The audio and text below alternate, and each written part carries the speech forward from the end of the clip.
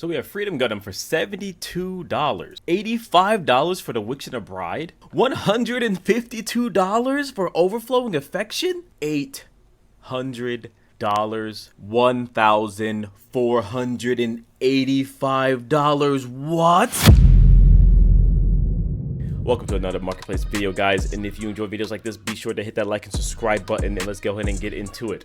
So I've been interacting and getting a lot of messages from players who bought boxes and been sharing their experiences, and we are getting some really good news and some, of course, the bad news that I've been trying to prevent but wasn't able to get to these people in time, you know? So the boxes right now are around $207, still selling at $211. That is just too overpriced, guys. So that's where the bad news is. I've had some players spend upwards to $265 just to see their local game store they have released sell their boxes for $120, which is MSRP, upwards to $140. And now they come to me and say, you know what, man, they wish they had done that. And that's honestly what I'm telling you guys not to do. You know, don't give into the FOMO. Like, what's the point? People are still trading. People are still unsure of the market. I myself have not picked up any boxes yet.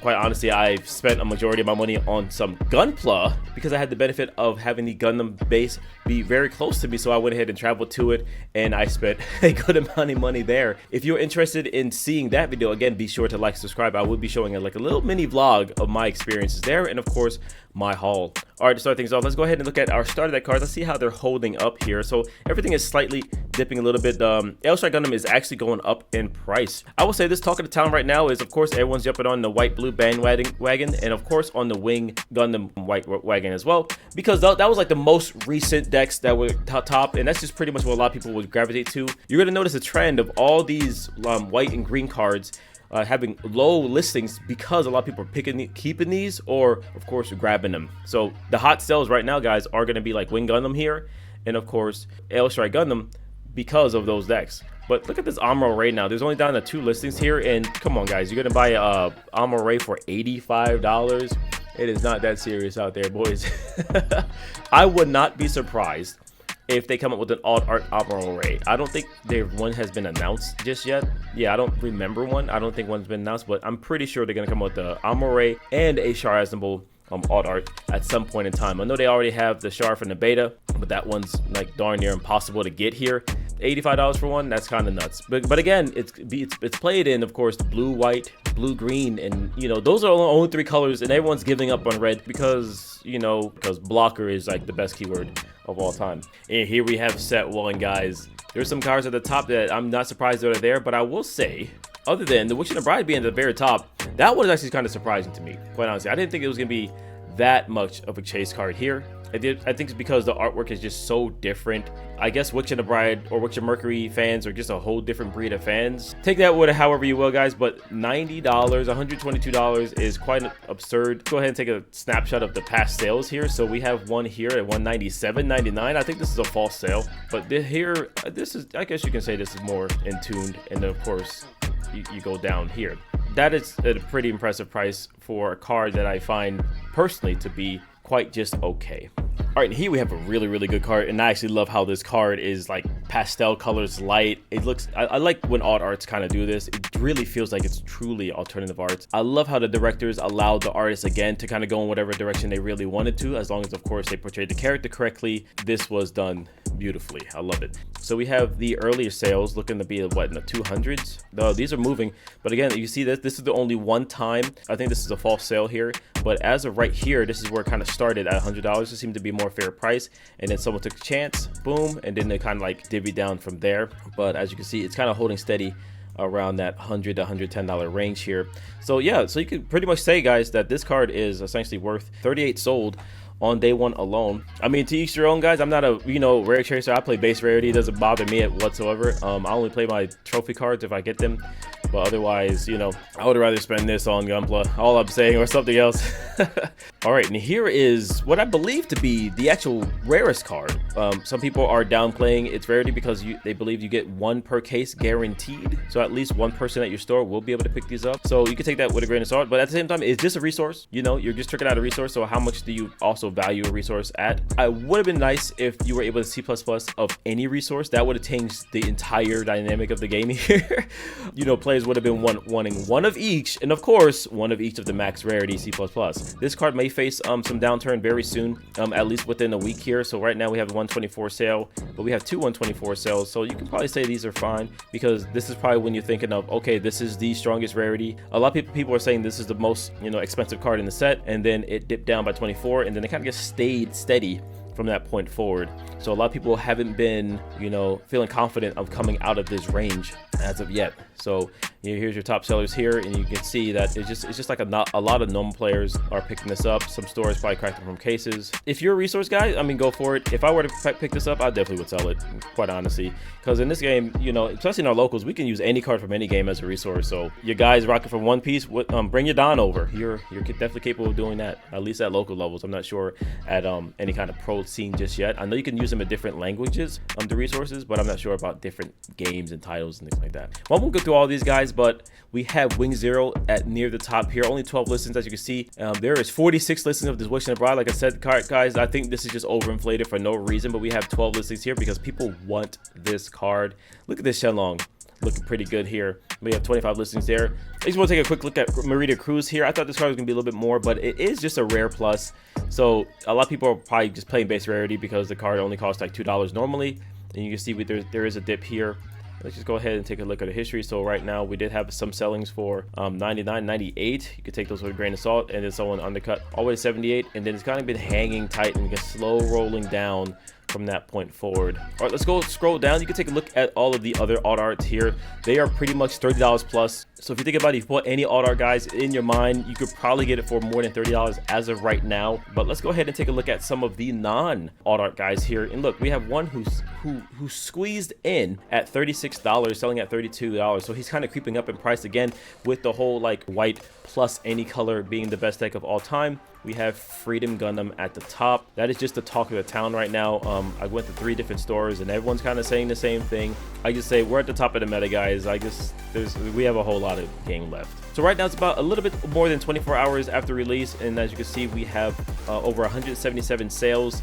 Well, this card has been dipping between $20 to $40. So the average, of course, is $30 here. Go ahead and pick your guys up. If you want to play the absolute best deck of all time, you'll never lose, ever, ever, ever. Definitely got to get Freedom Gundam. You'll never see a loss ever again, guys. The wild part is we have Wing Zero here at only $20, maybe because the alt art is a chase, but $20 still for a normal legendary rare is pretty solid, where all the other legendary rares are a lot less from this point forward.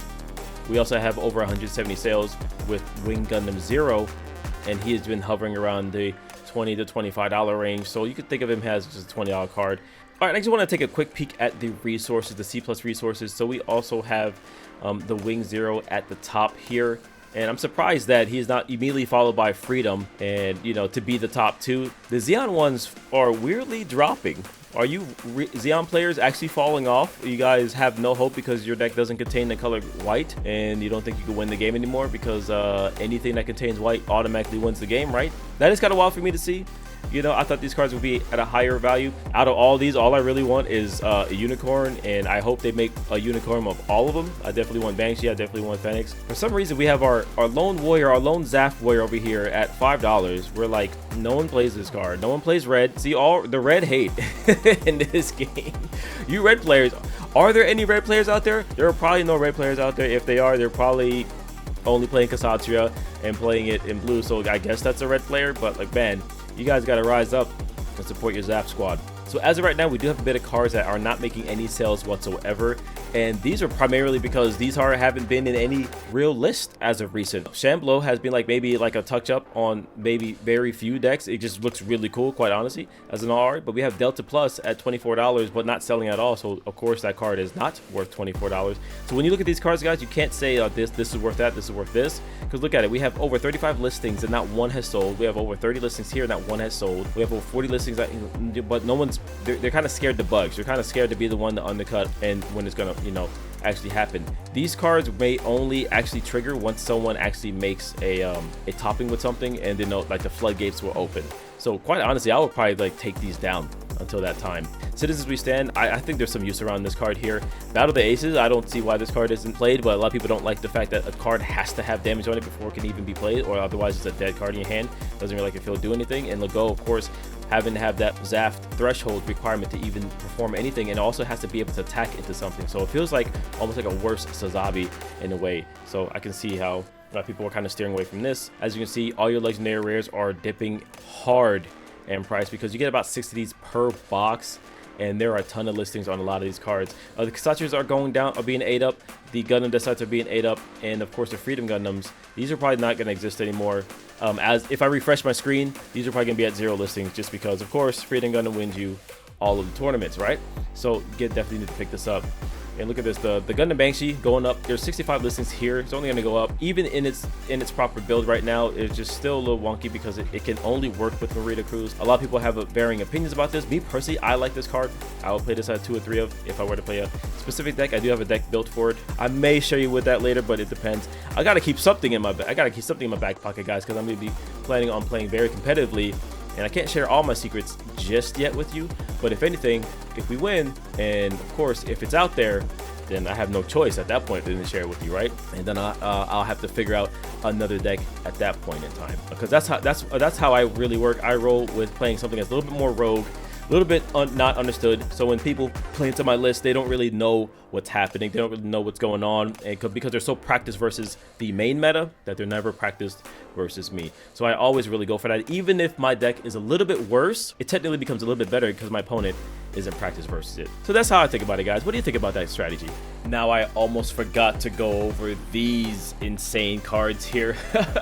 $1,485 Gundam Aerial, guys. When you pull this card, just know 100% guaranteed that you just pulled a almost $1,500 card. Wait, oh, no sales? Oh, okay, so this card isn't selling at all. Maybe you didn't pull a $1,500 card, and don't ever go around saying that if you have this card in your hand. But just know it is very rare, it is very expensive, but again, it's only worth whatever it sells for, right? So are you going to be the guy who dips it, only sells it for half this price? So here we have the Granddaddy Gundam at 800. Nope, no sales. So it seems like people are holding off on their FOMO. They've drawn the line in the sand, and it's good to see. Is it too much on the credit card to take a false sale? We only have about, what, 7 listings so far? I feel like if the L++ rare treatment was given to the Freedom Gundam and Wing Zero, maybe would have seen some sales. Maybe these cards would have been, selling at $1,500, $2,000. Here's the hard part, though, about it, guys. If you are trading for this card, people are going to be like, well, this is the $800 card. We're going to have to do $800 worth of trades or $1,500 worth of trades. My personal advice to that, guys, is ignore that. Tell the person that that's not what you value the card at, and try to, of course, negotiate them down and let them know that this is not the actual price. And of course, the person you're trading with, guys, if they're dead set on going off these black numbers, no marketplace numbers, I always just walk away from the trade. Have fun. You can get this from another person. So it is what it is. We're definitely going to take a look at this one every single week. Let's see when the sale actually does occur. Now, if you guys spot the sale before I do, go ahead and be sure to hit it in the comments below for me on any of my videos, or even this one. I would greatly appreciate that.